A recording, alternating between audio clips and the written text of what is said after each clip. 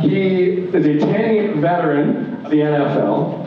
He won Super Bowl 50 with the Denver Broncos. Home team, give it up to the Broncos. He is an accomplished author with his book, Mindset for Mastery, an NFL Champion's Guide to Greatness, is at the top of the charts. He's an international speaker on leadership and living an extraordinary life, and at the core of it all, he is a man on a mission to change the world. Please welcome to the stage, Ryan Harris. How you doing? How you doing? Great to see each and every one of you. Congratulations for getting up and breaking the habit of chilling on a Saturday morning, right? I am Ryan Harris, champion Super Bowl 50, as he mentioned, and I'm so excited to be here with you today, talking about breaking habits, bad habits, making new habits, and in case you've got perfect habits, right, I'll present the third option, which you play with Peyton Manning, you learn pretty quick there's always a third option to a play that you're going to run, right? And that third option could be making your habits better.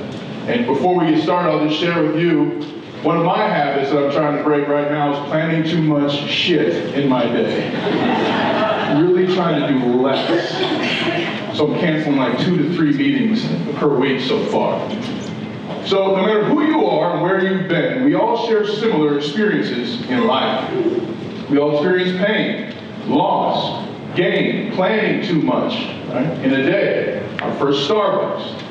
And too often we allow these experiences to prevent us from living our wildest dreams. You living your best life, choosing your habits is a choice. It is a choice you make every day.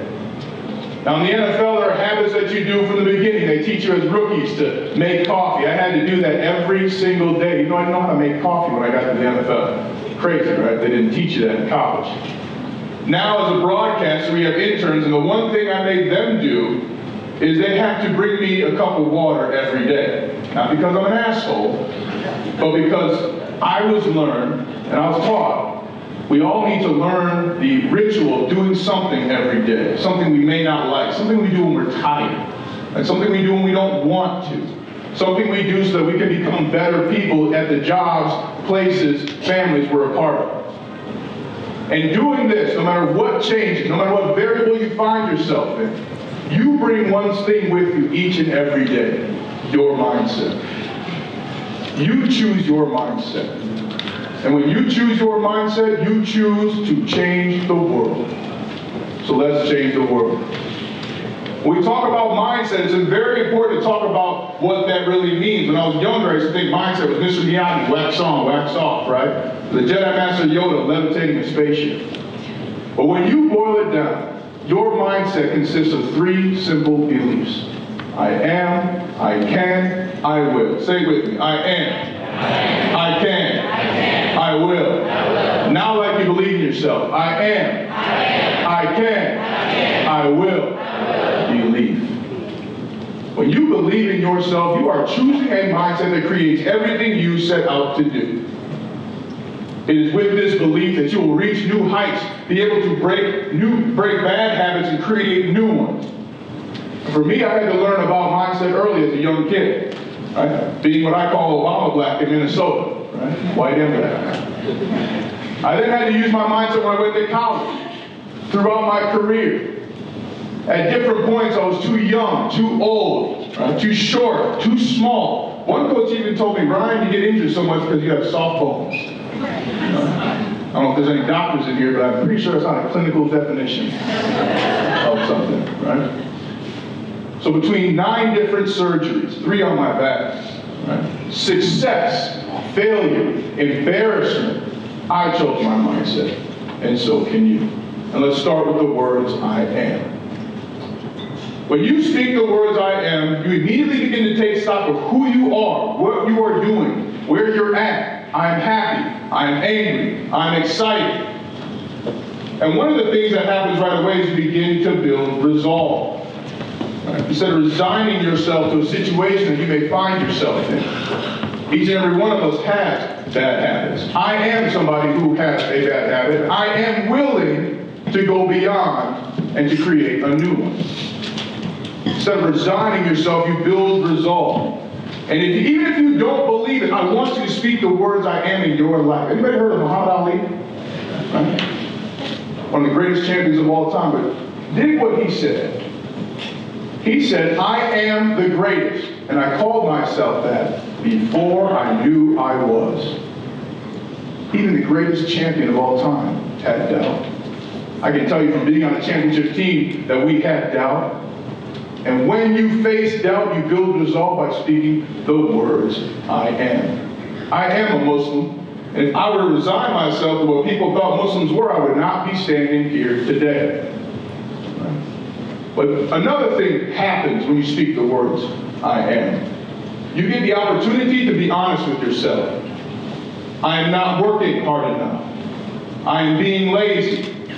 I am not listening. These are all things I've had to say to myself at different points in my journey.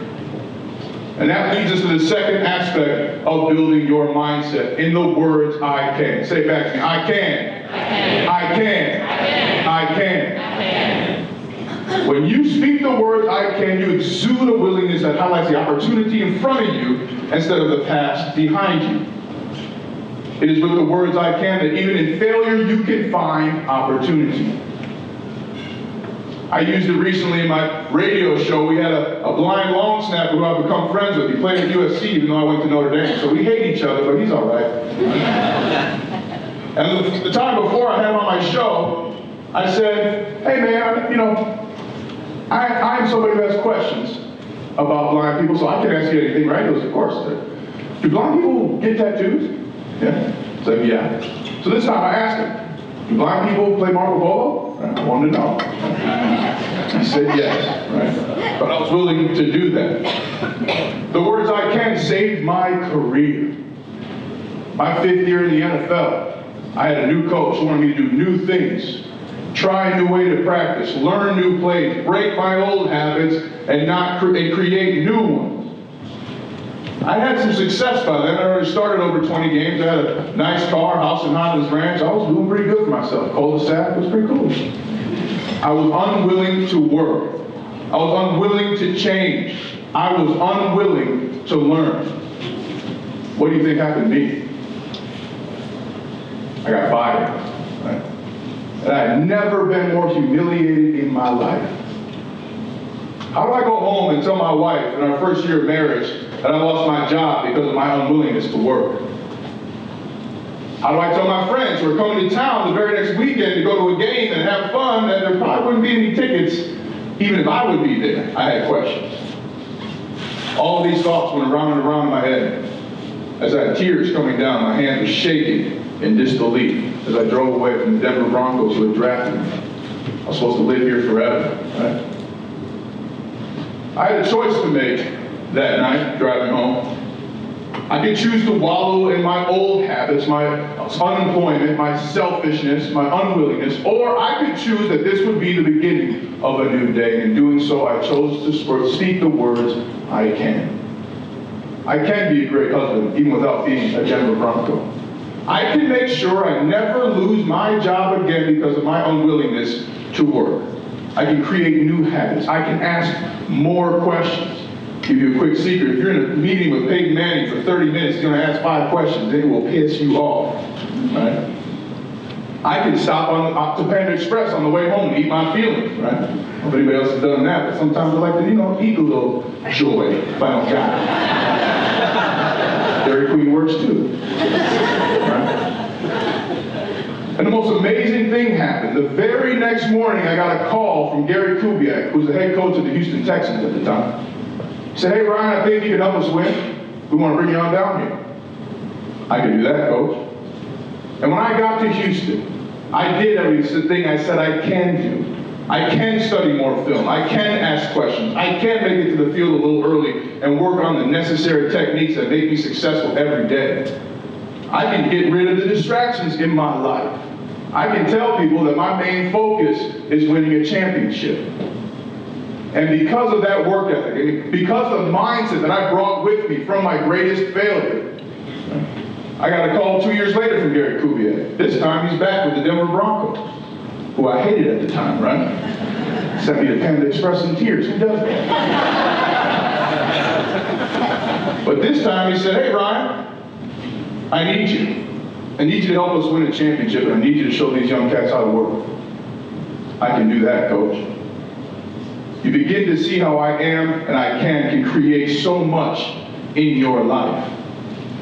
I am nervous the night before the Super Bowl. Matter of fact, I'm terrified the night before the Super Bowl. My greatest achievement will be my greatest failure if we lose this game. But I can say what else I am. I am excited. I'm thrilled. I'm relieved that after 2 weeks and 200 ticket requests that I had to say no to 190 times, that I can't go to sleep and I can finally play football. I am bad at money. I can learn how to be frugal. I can spend time with friends who don't spend money. I can listen to podcasts.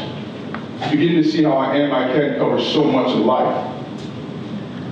But to complete your mindset, you have to take one final step.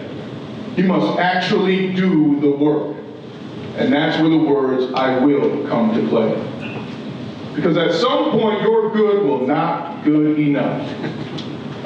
What do you do then? How do you react? And I've seen thousands, not hundreds, thousands of talented players who, when their good's not good enough, fail to be willing to work. There are over 200 diamonds in the Super Bowl 50 ring. How many of you think we're laying around waiting for me to pick up? Because I am somebody who can think about winning a championship, right? How many diamonds in your life will be laying around waiting for you to be picked up? None. I'll give you the end of that movie real quick. Right? But when you speak the words, I will, you put a place, a time, an action, an environment around you when you succeed. When was the last time you thought about your success? What does it look like? What do you look like with your new habit? What does it look like when you break a habit? I can tell you, I've been relaxing a lot more with my family, my kids, since I started pulling meetings off of my schedule, decluttering my schedule. And that same night before the Super Bowl, I said, I am terrified. My greatest accomplishment will be my greatest failure. But I can go out tomorrow, put on my pads, and I will whoop somebody's ass. I had goals that I'd written down when we started the playoffs. And one of them was to raise the trophy.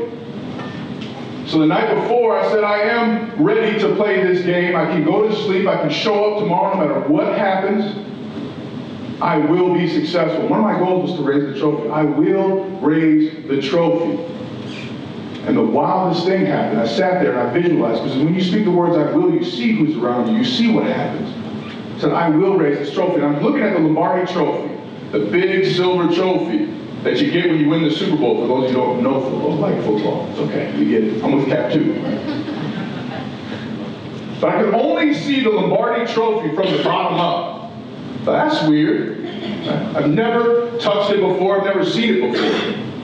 Fast forward to 24 hours later, and look at the photo behind me. Peyton Manning is handing me down the Lombardi Trophy, the first time I've ever touched it, and how am I seeing it? From the bottom up. Your mindset will create your dreams. Your mindset can come with you in failure, in success, in change. And when you choose your mindset, you choose to change the world. So let's change the world. Have a great day. Have an awesome day. Congrats on coming out.